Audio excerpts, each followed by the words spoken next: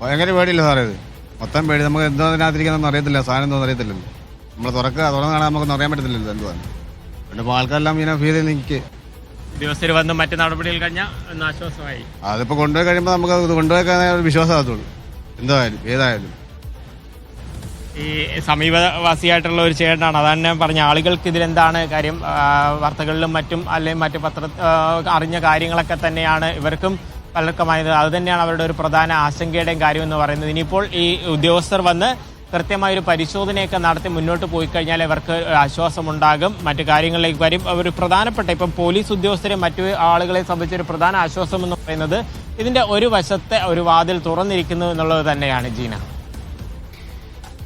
അറബിക്കടലിൽ മുങ്ങിയ MSC എൽസ-3 എന്ന കപ്പലിൽ നിന്നുള്ള കണ്ടെയ്നറുകളിൽ ഒന്നാണ് ഇപ്പോൾ കൊല്ലം കരുനാഗപ്പള്ളി ചെറിയഴീക്കൽ തീരത്ത് അടഞ്ഞിട്ടുള്ളത്. ഏറ്റവും പ്രധാനപ്പെട്ട കാര്യം, ഇതിൽ 643 കണ്ടെയ്നറുകൾ ഉണ്ടായിരുന്നുവെങ്കിലും 13 കണ്ടെയ്നറുകൾ മാത്രമാണ് അപകടകരമായിട്ടുള്ള കണ്ടെയ്നറുകൾ. അതുകൊണ്ട് തന്നെ ഇനി അവിടെ കൂടുതൽ കണ്ടെയ്നറുകൾ അടിയാനുള്ള ഒരു സാധ്യതയുണ്ടോ, അങ്ങനെയാണെങ്കിൽ ഇതിൽ അപകടകരമായ കണ്ടെയ്നറുകൾ ഉൾപ്പെടാനുള്ള ഒരു സാധ്യതയുണ്ടോ എന്നതടക്കമുള്ള പരിശോധന നടക്കും. ഏതായാലും ഇപ്പോൾ അവിടെ കണ്ടെയ്നർ അടഞ്ഞിരിക്കുന്ന കണ്ടെയ്നർ കാലിയാണെന്നാണ് പ്രാഥമികമായി നമുക്ക് മനസ്സിലാകും. പക്ഷേ അത് സ്ഥിരീകരിക്കാനായിട്ടില്ല.